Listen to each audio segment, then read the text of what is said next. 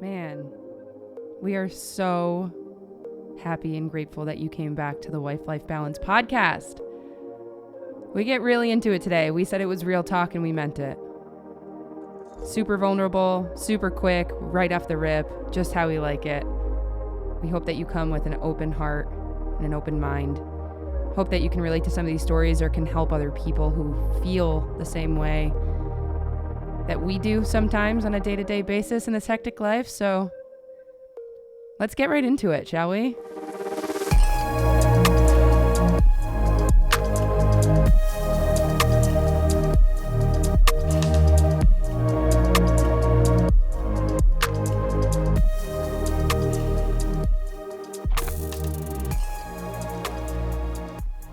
So today is our first official episode, right? We did our intro episode. So here we are, first episode. Man, I feel like we talk a lot, right? We cover a lot of topics, the two of us, on a day-to-day basis, right? Non-stop. Then you sit down in front of a microphone and it's like, so what do you want to talk about? What should we start with? Yeah, but I mean, I think most of our conversations talk about hard things. And so I think that we should get started with the whole topic of anxiety. Ooh. And what that means for you and for me and probably for a lot of people if they're listening. Yeah, definitely. It's like, the whole normalized talking about mental health. And, just the other day when you were like, you know what? When people are like, why didn't you come to work today? And you're like, I needed to be my best self tomorrow. So I took today to just take a mental break. And yeah, that was somebody texted thing. back and was like, you know what? I respect that. Like, good for you. And that needs to be more of a normal thing to just really prioritize mental health. So today we'll talk about health. I mean, there's other aspects to this too, of physical health, but the main thing being that when you think about health, it's so much more than just your physique and how many times a day you work out. There's a lot of so much work and effort that goes into maintaining your mental health, and we don't talk about it enough. Right. It just easily gets overlooked. And because just like you said, I mean, the sick days are typically used for, oh, I can't come in because I have a cold, right? Or, I'm vomiting and things like that. Maybe I think I have COVID. But all of those things, although you're able to physically prove them, essentially, you're not always able to, quote, physically prove the fact that you're anxious or you're overwhelmed. Get a doctor's note for that, or right. I mean, you can, but it's a lot more difficult. Almost, it's a little bit more abstract, if you will, because that's really it's an internal feeling, and unless you're really deep into it, it doesn't necessarily manifest into physical findings. So people, who are struggling a little bit or a lot with their mental health or anxiety in particular, I mean, they shouldn't have to explain it to anyone, but it should just be understood that they need support and they need time off to take care of themselves. Definitely. So especially now, a lot of people have been working from home and taking the time. I mean, that's just opening your computer. So it's like how, and I've been working from home for over 6 years now. And it's that struggle between like, I mean, I'm okay. What's my excuse to not open my computer and work today? I'm not physically going somewhere where I'm going to quote unquote get anybody else sick, or if I'm having a down day, more of like a depressed day or an anxious day. Okay. So I'll sit on the couch and work, it's like, and you're so isolated, but sure.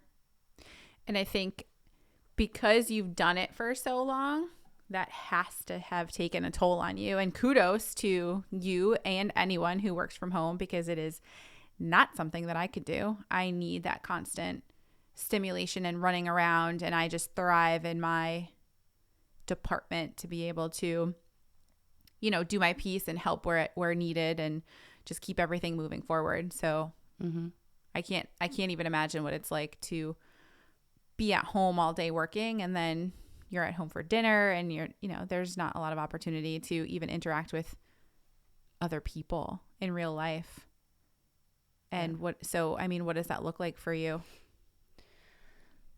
I mean, you think about like, well, first of all, it used to be like a desired thing to work from home. Mm-hmm. When I first started working from home, the first response I got from people was, "Oh my God, you're so lucky. You're so lucky." Right. And actually interviewing for my original, the first time I started working remotely, the person I was interviewing with actually told me, "Hey, like, it's hard to work from home. I actually had a little bit of depression." Like, she was real during the interview, and I kind of just brushed it off. And anxiety, depression, that wasn't like something I understood at that point. I mean, that was 5 years ago. Look at me now. I'm just like so invested in it. But I love that.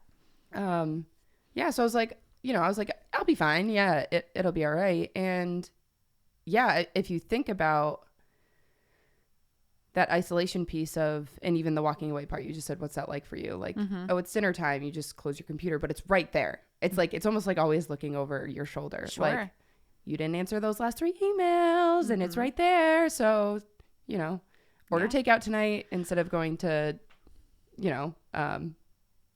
cook dinner because you might not have time or whatever. There's no leaving the office. You're always freaking there. There is, but I oftentimes catch you still trying to answer those last 3 emails. And I'm like, just close your computer. You know what I mean? Just try to disconnect from it.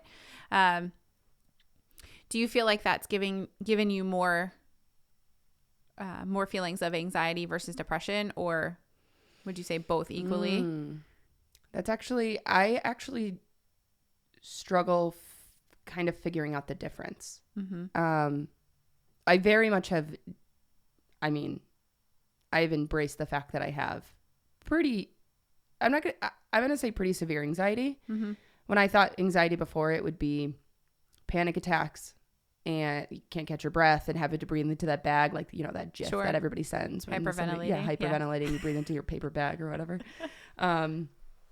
But that's how I pictured it in my head. Sure. But mine's different. You know me. We can get into the symptoms that I have and why I think that I have them. But then there's times where you look at me and you say, what's wrong? And I say, I don't know. I just want to cry. I just feel like crying. I almost like going to do it right now, but, and it's okay to not have the answer and to not know why you feel that way in that moment. But I don't know if that's anxiety or if that's me being depressed. Does that make sense? Like, sure. You're asking me, kind of which one is which. And, there's times where I'm on the couch and there's nothing I can't get up. I just don't want to get up. I just want to sit there and be sad. I just want to sit there and be alone. I just want to sit there and... Sure. I think those feelings are more geared towards depression. Yeah. If you're not feeling motivated and, you're just kind of, maybe you don't get dressed for the day, and those times where you're working from home on the couch, still in your pajamas, you haven't had that wake up shower and the opportunity to get yourself ready and to sort of motivate yourself to be the best version of you. And that sounds more like depression versus the times where you say, my heart is pounding really fast and I can't catch my breath, and you still feel like you want to cry in those moments. Those, I think, are more of your anxiety coming through. And you've recently had some medical testing to make sure that nothing's wrong with, the good old ticker. And well, even that, I totally understand checking off boxes to make sure ultimately you're in good health, right? But even to this point, I don't even have answers from a medical standpoint, where I had a night where my heart palpitations were so bad, and I have heart palpitations, to set the tone for this, every day, and I have had palpitations every day for a long time. And it typically happens when it's the end of the day. It's like we make dinner and we sit on the couch, because we like to sit on the couch and watch our shows because we don't have that much time to like eat dinner and then watch a show. So we do it all at the same time. Right. Yeah. But it's when the silence happens that the palpitations start, and it's so frustrating because I'm like, I just made it through my day. Like, I did it. I did it. I crushed the day, maybe sometimes, whether it's a good or bad day. And then I finally just like get to sit there and relax in the safest space I could ever envision myself being is with you on the couch, a hot meal, our favorite shows, like the safest space. And my body thinks I'm being chased after by a bear. Right. And so I had that night where it was palpitations that wouldn't stop, continuously got more and more aggressive because, of course, I'm working myself up. And you were sleeping. You had no idea. I went to the other room to try to snuggle Chip, our dog. That didn't work. And I called my sister. She kind of helped me. And then the next day, I sent a message in my portal to my doctor and was like, I need help in these moments. Mm-hmm. There are so many resources in this world at this point where nobody should have to endure the pain of feeling that way. Yeah. And consistently every day. In that moment, I just felt like I needed something. I don't take medication. Should I? Maybe. But I'm really trying to work on it from a different standpoint, to be able to control it. But in that moment, I needed something. I needed something to help me. And so I sent a message to the doctor. I ended up having an appointment. They did an EKG. I had to wear a Holter monitor for 24 hours and nothing. When I was feeling the heart palpitations, he said that he didn't even see PVCs during that time. Mm-hmm. So it's like, am I crazy? Are these fake heart palpitations? I have no freaking idea. So then it's just like, so if you continue to feel problems, just give us a call and let us know. I'm like, okay, so $400 later, I find out my heart's fine. I knew my heart was going to be fine, but I had to check the box to make sure that nothing was wrong with my heart. Sure. And now what? Like, they need to be like, okay, so you're having these heart palpitations. There's nothing medically wrong with you. Mm-hmm. So let's talk about what can help you. Mm-hmm. And it wasn't any of that. And so, sorry, I just got heated, but you don't say. It's just a really frustrating space to be in because all you want is help. And when people, I don't even know. It's just really, it's really hard to find help. Mm-hmm.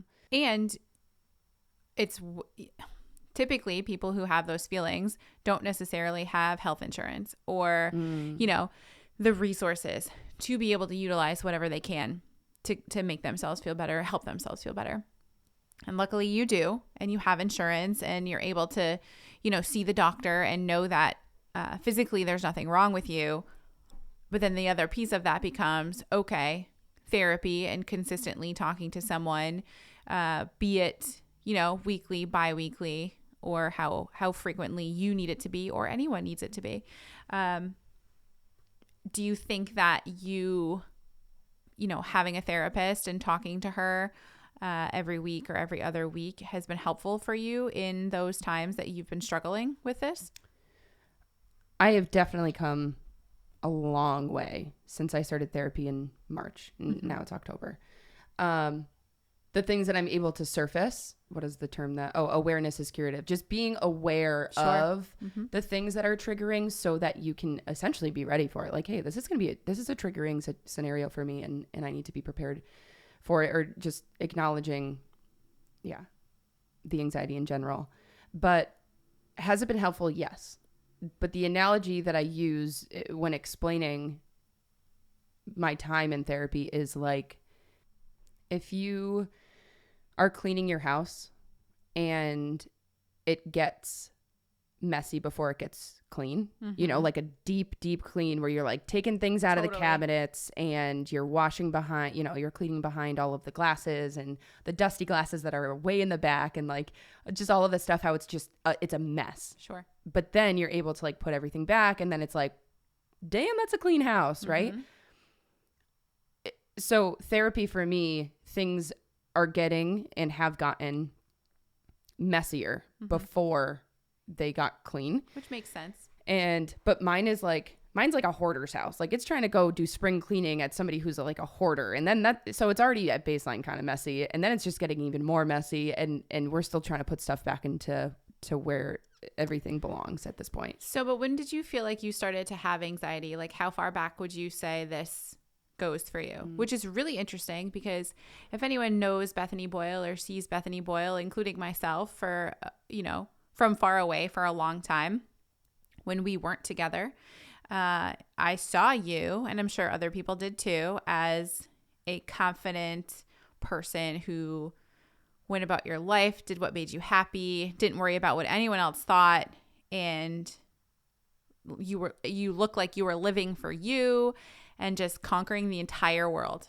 So I think for me, it was really interesting to learn that you have anxiety, and I'm sure it will be very interesting for a lot of people who knew you before or knew you from afar and didn't think that that was a thing for you at all. So when would you say you started to have these feelings? Whew. That is making my heart pound really fast. Actually, I wish that you could like feel it or see it, or like there could be some sort of indicator on this podcast to like show the way that my heart is beating right now. I feel like people can feel your energy, because I can. So yeah. Do your best to walk us through that. Whew. I feel like I was just, when it goes back to our initial episode of living your authentic life, like I wasn't for so long.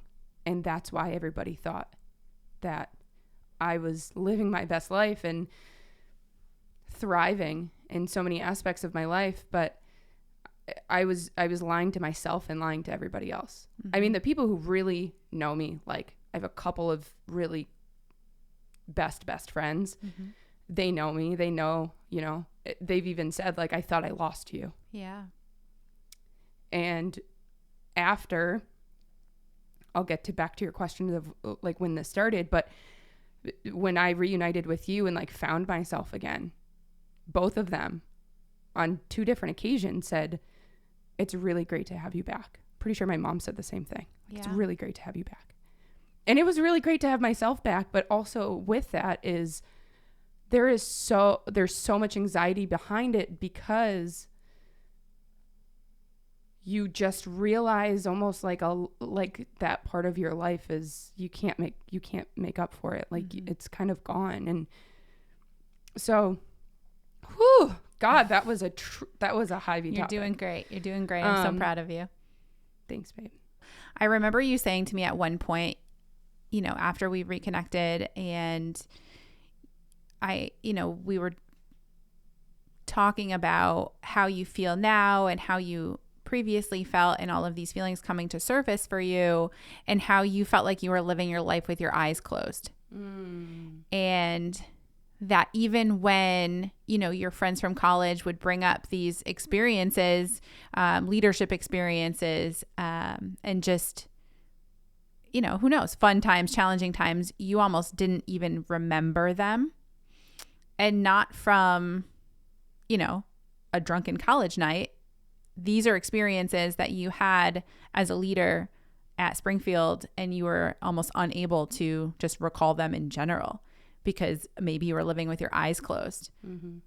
I literally feel like I was, when we were first together, you and I, when I was 15 years old. Right. Which was 2000. Oh gosh, I'm myself. dating myself. 2004 or 5. That's when I started high school. So it was like it was the summer before my sophomore year. But okay, yes, that makes sense. 2004, 2005. So I was like all throughout that point in my life, up until that point, like when I was with you, like I was just like living life to my authentic self, my core self. There was nothing that I had to do to hide who I was. And that was the time that I came out of the closet, man. Like I still was just like, did I hide a little bit when I had my first girlfriend? Sure. Like, who doesn't? Everybody does. But I was still thriving. Right. Like, I was like, whoo, life is fun. I'm in love, and I don't care who knows it. Not with me, by the way, but that's okay. That's okay. No, but yeah, it's so true. I mean, I did know you at that point, and you seemed very just yourself. Like, you didn't even have to try. Right. And then when you and I, we got together and then we parted ways, and at that point, because like timing wasn't working out, and then I dove into this world of unhealthy relationships, and there was a particular person that brought me through the ringer for about a decade of just making me not feel worthy. And because of that, I, in and out of relationships and stuff. And I was just like trying to live to be other people, to get into relationships because it was a challenge and it was a project for me more so than it was like an actual thing that my gut was saying yes. Because actually my gut was saying abso-fucking-lutely not, but I would do it anyways. Right. Like constantly over and over again to the point where I didn't even know who I was anymore. And who are you doing that for? Other people, like the ultimate people pleaser. Yeah. Like, I don't know. I was just I like wanted to like, I don't know, help people in a way that I couldn't help myself or nobody else was helping me. But so then you got into relationships with them to try to help them. Yeah. Is that what you're saying? Or I felt bad for leaving if it started. Okay, the lesbian world of like, you go on one date and then you have to get a dog and get married and all of that and live together. And the U-Hauls in the exactly. Driveway. Sure. Yeah, I get it. I've had great relationships. I don't want any of my ex-girlfriends to think that I am disrespecting them in any way, because most of them, you know who you are. You were pretty healthy, right? We were pretty good, right?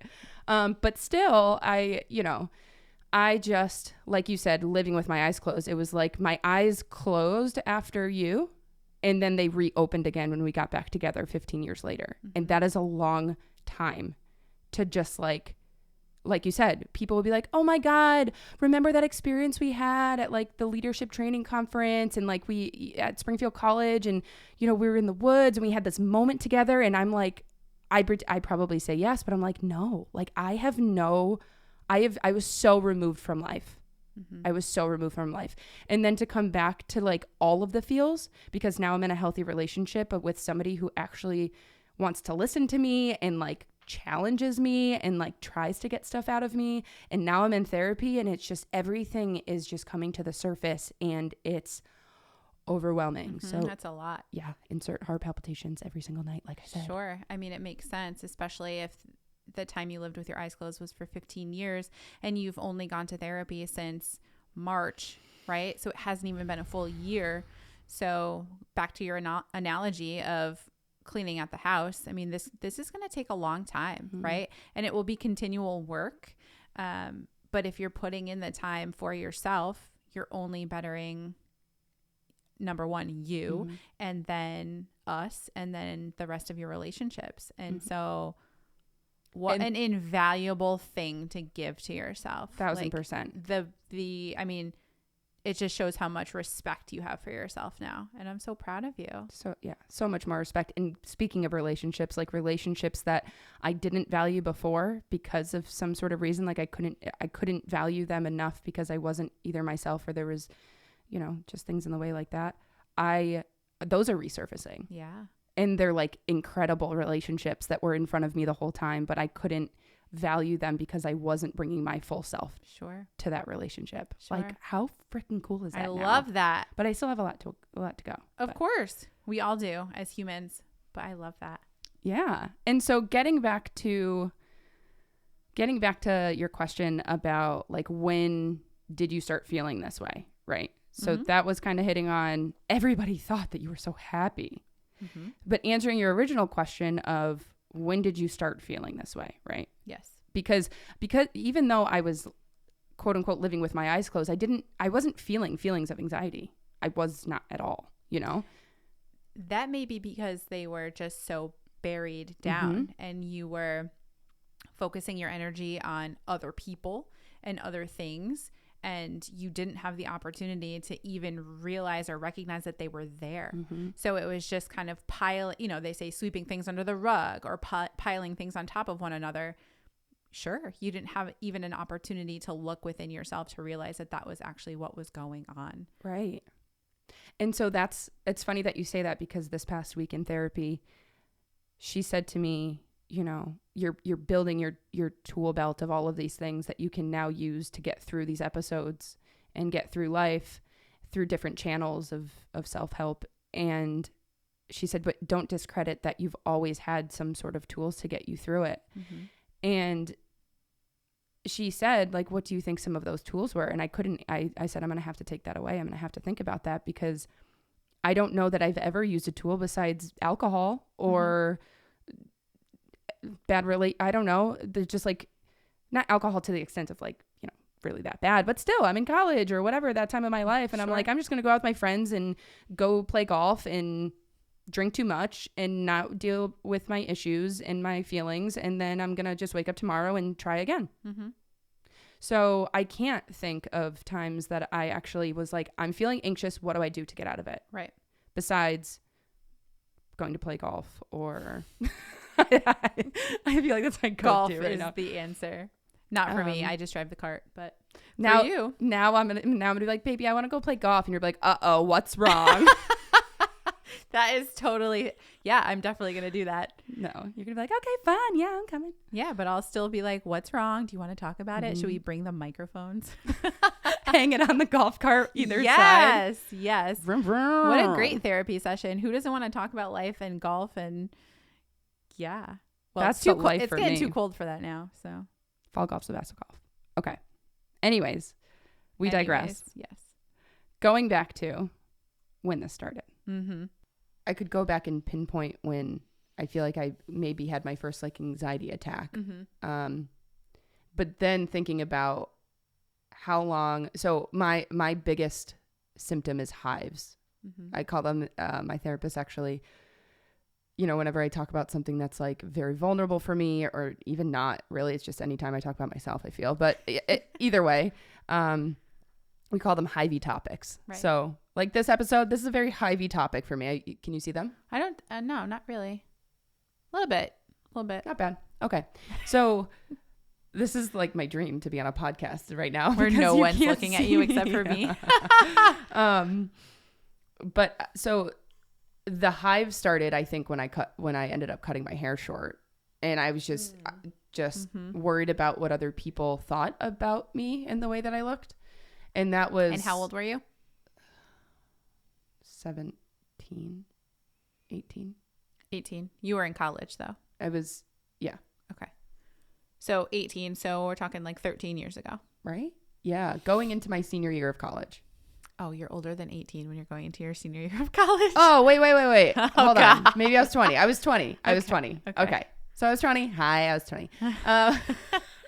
So yeah, I mean, I made this drastic decision to cut my hair, and you know, I had to morph it into what it was eventually, and I had the same haircut for 10 years. And my hair was the biggest thing that I would get compliments on, but the biggest thing that drove me into this hole of anxiety, I think.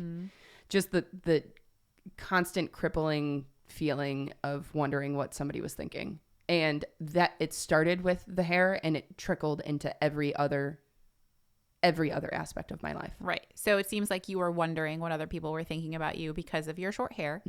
And then you were wondering what people were thinking of you because of what you were wearing, right? And who you were with. Because now I had short hair, but I was wearing the same clothes as I was wearing before, which is a little bit more, I'm going to call them like baggy and butch, right? Sure. And so change your hairstyle. And there was all the, hi, sir, can I help you? Or the second looks when I'm going into a bathroom of, do you belong here? Wrong bathroom, things like that. And so, yeah, of course. Now, okay, get the first comment when you go into a public restroom. Now, every time I go into a public restroom, right, I'm worried that people are going to think that I don't belong there. And yeah, that's how that all really started, was just. And then it just snowballed from there. It fucking snowballed so hard and so aggressive. And I'm like, and there's a lot of anxiety in therapy in trying to get back to that spot. And that was 11 years ago. Right. And you only recently started therapy within the year. Correct. March 2021. Yeah. So you've had this complete, you know, we'll call it 10 years of building up on various things and people, you know, second guessing who you are, what you are, some people coming up to you and asking you those things. Hey, can I just ask you a quick question? Yeah. Sure. Are you a boy or a girl? I remember when we were in Nashville together, and we were in, first of all, the brightest bar in all of the world. Okay. We're in this bar and it's probably, you know, it's not early. We're not there for the early bird special at 5 p.m. It's like midnight, but the whitest walls, the whitest floor, the brightest lights, everything was LED. Like you could see anything in there. And this man just felt the random need to walk up to you and, you know, get really inappropriately close to your face. Close to my face. Like, hi, I wish COVID was a thing back there because 6 feet back, sir, because he was not, you know, not in your safety bubble. Like he was not respecting your safety bubble as a human. He was in your bubble. And he said that to you and he asked you if are you a boy or a girl? And I just went into complete defense mode, stepped in front of you and kind of got right back in his face. And I was like, are you kidding me right now? Do you think that's an appropriate question to ask? And luckily things didn't really escalate from there, but I just don't understand why that matters to him. Why does it matter? It doesn't. It shouldn't. Why does it? That's what gets me is like, I would never, I mean, I just, it like blows my brain that somebody needs to, I understand children. So children, I love children, sure, but I also hate children because they say whatever is on their brain. And so I hear a lot of their comments of, mommy, is that a boy or a girl or whatever? That I can jump on board with. Mm-hmm. Does it suck to hear? Sure. Yes, it does. But that's them being their true authentic self and being inquisitive too. Right. And so, you know, you get the shh, don't, you know, like hushing them up rather than just being like, you know, either why don't you ask her or why don't you ask them? Or, you know, me feeling confident enough to be like, girls can have short hair too. Sure. But to be an adult, whether you're drunk or sober or sleepy or whatever the hell you are, I don't care what your excuse is, to go up to somebody and ask them a question like that is like, it just blows my brain. Right. Especially because it didn't affect anything about his life or the rest of his night that he was about to have. Right. So that's where it started, right? I mean, but then the kind of the straw that broke the camel's back was, I don't remember what year it was, but it was right as my relationship ended of 5.5 years. And 2018. And you know, that's a big thing. And of course, with that is like all the friends that I was just seeing like kind of dwindle away during that. And at the very same time, I had found out that my brother-in-law's cancer came back as metastatic stage 4. And so the crippling just sadness that I felt during that time was, you know, I'm mourning the loss of somebody who, she wasn't my person, but mm-hmm. she played a very big role in my life for 5.5 years. We lived together. We had a dog. And so I was mourning the loss of that mm-hmm. relationship. And now I'm anticipating mourning the loss of somebody who is the father of my nieces and nephew and the love of my sister's life. And that was actually the first time I went to therapy because I just couldn't take it. And that didn't do anything for me. It was one of those like, and how does that make you feel? I'm like, I'm fucking telling you how it makes me feel. What the hell do you mean? I need help. Like it just wasn't, I have a bachelor's in psychology. I know the fundamentals. I get it. Mm-hmm. But I needed help. It was just bad. And that never went away. Mm-hmm. And my relationship, my friendships from that relationship that I was in continued to, God, heavy topics. You're doing great. To dwindle away from my perspective. And they all kind of, from what I could see, went to her side, if you will. And, mm-hmm. So here I was just on this lonely island, and who was I to voice my struggles when there was obviously bigger struggles happening in my family, right? Right, but your struggles were your struggles. Of course. And they are as much validated as anyone else in your family or any of your friends. You know, and sure, people are always going to have better days or worse days. My mom always says there's always going to be better off and there's always going to be worse off, you know, and that's just the way of the world. And so you still need to, and I know that you still need to take care of yourself. Yeah. Before putting everyone else before you, because without you being your best self and your healthy self, you can't show up for other people. Right. It's the same thing as, me being a nurse. I can't take care of sick people if I'm sick myself, whether that's physically or mentally sick, because you have to be able to put your best foot forward to do so for others. Totally. Yeah. I think what's interesting too is the dynamic of a relationship with an anxious person and a non-anxious person, right? You're so like just mentally clear. Like I just see you as just such a strong person in so many different ways, and you help me. And again, I always say that I feel bad with you having to like pull me out of these moments, but there's a lot to talk about there too. First, I want to say I've felt anxiety before. I don't feel it as often as you feel it.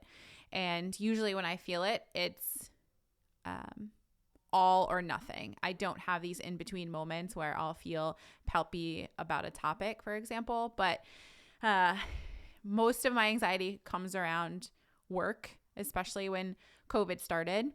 I remember just feeling completely overwhelmed, not knowing what was going to come next, things changing pretty much every 5 minutes, and it being a huge part of my role to tell everyone what was changing, coming home, not even able to wear my scrubs in the house, taking my scrubs off before I walk in the door, in the garage, of course.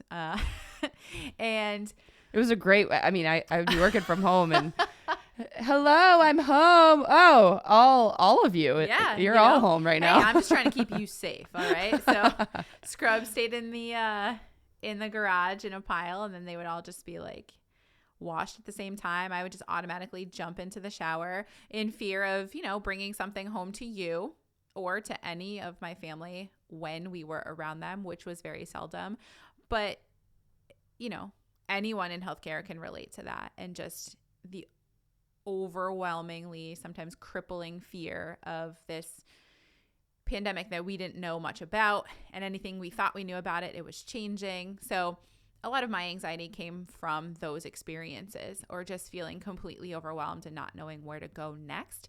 And the worst one I remember when I felt anxious, the best way I could describe it was like a giant rubber band just like tied around my diaphragm, like pulling it the tightest that they could pull it. And I couldn't catch my breath. And, I went into my emergency department, actually not willingly, of course, because I'm a nurse and we're terrible patients. So somebody made me go in, like dragged me out of my office and put me in an ER bed and was like, okay, so we're going to work you up and make sure everything's okay. And so for a moment I was just, thinking, well, maybe I have a pulmonary embolism, which is like a blood clot in your lungs, and it makes it hard to breathe. And yeah, I didn't have any of that business, which thankfully, and I remember just like inconclusive discharge instructions, like, oh, here, take some magnesium, because that is a supplement that helps with palpitations, or, this seemingly feeling of anxiety, which wasn't even a thought in my mind when I went in there. I was just feeling physically ill because of the circumstances of my job. And it's not a fun feeling. And although I've probably felt those things, if I could count them on one hand, which in comparison, and I'm not comparing, but to you, if you feel them every day. So me being that person overall to love you with anxiety, I mean, sometimes it's challenging, and I don't want to say the wrong thing, right? But I also want you to know that I'm here for you no matter how you feel. That's sort of what we sign up for when you marry someone. You're going to put up this, I feel like this was a meme somewhere. You can choose to put up with anyone's bullshit, right? For the rest of your life. But like, whose bullshit do you want to put up with? And I'm not saying your anxiety is bullshit. I think it's a real, true. I think it's bullshit. That's fair. I think it's a real, true feeling, and I see the effects that it has on you. So I'm just here to support you in whatever way that means. And honestly, doing our energy management classes together has helped me start to understand it even more and understand my role in it and how I can help you and help me and help us through it. So right. Yeah. I mean, I'm learning a lot that a lot of it is mindset. It's literally the way that you interpret things or the way that you choose to view a situation can completely change the trajectory of the feelings that you're having as far as anxiety goes. But yeah, it's just those little things, and I'm learning those. And once my anxiety is never going to go away, but once I can acknowledge those moments and I can have the tools to get myself out of them, it'll make it easier day by day.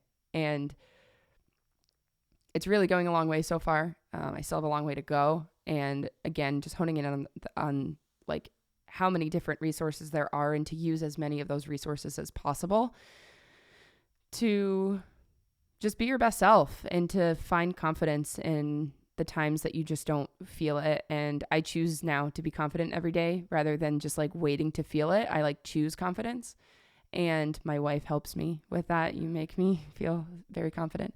You know, what's so interesting to me is you primarily see I'm speaking, you know, you see your anxiety as something maybe you wish you didn't have, right? Or something that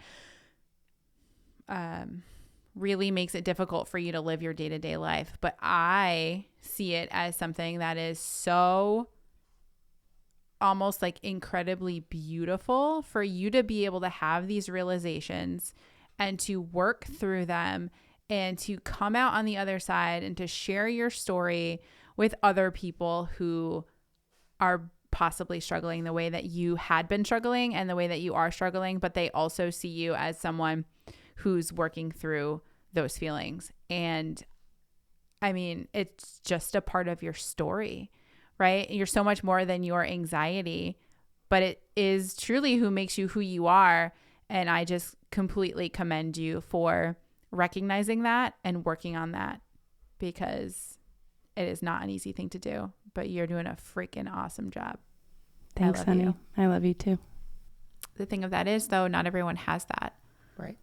So if you're feeling, you know, like you're alone and you have no one to talk to, I mean, we're here, right? We want to create that space so that you have somebody to talk to. A lot of people do this on their own. And I've had you if we're talking 2018, like that's when the relationship ended and all of that kind of happened, and you were back in my life at that time. So I've had I had you the whole time. And I'm lucky too. And you really are incredible. I always say, I really don't know how you love me. I don't know how you deal with me. It's and really you always easy. say it's not dealing. And that too is a reminder that I want, so many reminders that I just want people to know is like, one, reaching out to the people who do love you. Don't think that they're just dealing with you. Right. They are there to listen to you. That is literally their purpose on this planet as your friend or your family member, is to be there for you. And you're not a burden on their life because you want to talk about things that are upsetting you. And so reach out to don't hold it in. I mean, that was my problem for 10 years is I just like held things in and brushed them off my shoulders and didn't really talk about it. And there's a lot of work to be done around that, especially if you let it go for 10 years, the realization that it's at least going to take half of that amount of time to move past it or learn how to navigate through it, right? Because they say if you're in a relationship, for example, for whatever, 8 years, it usually takes about half the time to get over somebody, which is crazy. Jesus. I know. Okay. I know. Okay. And that's not, that's not 100% across the board, but that is something to consider. So with anything, if this anxiety has been happening for that long, it's going to take a significant amount of time and work to get it to a place where you're okay with it. It's kind of like if you decide that you're going to better your physical health and you're going to go work out because you want to get in shape. and you work out 1 time, 2 times, and you're expecting to see results. Absolutely. It's not going to happen because you've been eating like shit and not doing anything for 10 years, hypothetically speaking, right? And then you think, I'm going to work out a couple of times, but it takes a lot of time. And so it's the same with your brain, if not more, because it's working, you're working out a different muscle, and you can't just go to therapy a couple of times and think, why isn't this working? But that is my mentality. I get very frustrated because I'm putting so much time and effort into bettering my mental health that when I have bad days, I get very frustrated. But it's also a marathon. It's not a sprint. Yeah. This is going to take a while. Right. And it's okay to have bad days in between the days that you progress. Because to just be moving in a forward direction and to think that it won't regress a little bit isn't the most realistic point of view. Yeah. So just knowing that those times will still come up, but hopefully you're putting more tools in your tool box or tool belt, whatever. Belt. I need them more readily accessible in a belt form than in box form in the garage. That's true. But do you wear a tool belt around all the time? Maybe you should. I don't know. I can. So anyways, you're putting all these tools in your tool belt so they're readily accessible for you. From different areas too. It's not just my therapist gives me some tools. Sure. This energy management challenge. They're giving us tools. Don't think that just going to a therapist will help, or just reading a self-help book will help, or. Yeah, it sort of takes a village. It takes a village, just like they say it takes a village to raise a baby. It takes a village to get you to, what your goal or goals are to better yourself. It's not a one-man show or a woman show or anyone show. It takes a partner if you have a partner. It takes your family. It takes your friends. It takes the resources to make you have the best outcome. And I think from my perspective, I think that you have all of those things going for you. I think you're very fortunate to be able to tap into all of those areas to better yourself and to have other conversations besides with your therapist. It's nice to have a therapist perspective because they're an outsider looking in and don't have any, opinions about anything. So sometimes it is more difficult to have those conversations with your family, and your friends, because maybe they do. Well, everyone always has opinions, right? They have inside opinions. They know, if someone triggers you, if you're talking about them, they're able to, they know who that person is potentially. So, but I think it's important to be honest and vulnerable with those folks too, especially if they may be contributing to any piece of the way that you feel. Right. Yeah. So I guess the challenge for everybody after this episode is to just acknowledge your feelings of anxiety, depression, overwhelm, stress, whatever that looks like for you. Just acknowledge it, because awareness is curative. It truly is. Once you can acknowledge those feelings, it can only help you moving forward. Better yourself in those situations that you're confronting. So first acknowledging that, and then maybe at some point when you feel comfortable, if you feel comfortable, opening up to somebody who you love or trust, that you think will understand you. Even if you don't think that they would understand you, you'd be surprised that they probably do. So open up to somebody maybe who you haven't, to share those feelings that you have in these particular areas of life. But yeah, just know that we're all in this together, and I hope that you find comfort in that. Cheers, everybody. We love you all.